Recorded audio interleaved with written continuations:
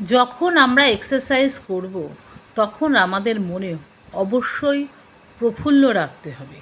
সব সময় আমাদের মনকে একটা পজিটিভ ভাইব্রেশনে রাখতে হবে। চেষ্টা করব আমরা পৃথিবীতে যেসব জিনিস পেয়েছি, ভগবান আমাদের যেগুলো দিয়েছে সেগুলোর জন্য সব সময় ভগবানকে ধন্যবাদ জানাবো।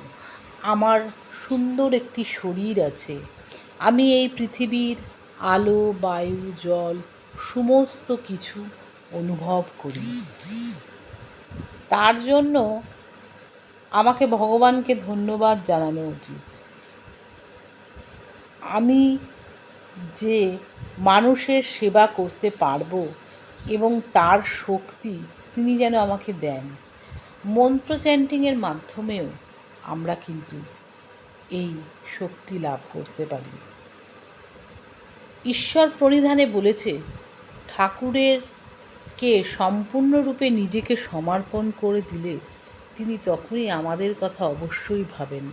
তিনি সব সময়ের জন্য, সারাক্ষণের জন্য আমাদের কথা ভাবছেন। আমরা হয়তো ভুলে গেছি কোনো সময়, কোনো আনন্দময় মুহূর্তে, কিন্তু তিনি কিন্তু তখনও আমাদের কথা ভোলেন না। আমাদের যখনই দুঃখ, বেদনা, কষ্ট আসে তখনই কিন্তু আমরা ভগবানের কথা ভাবি।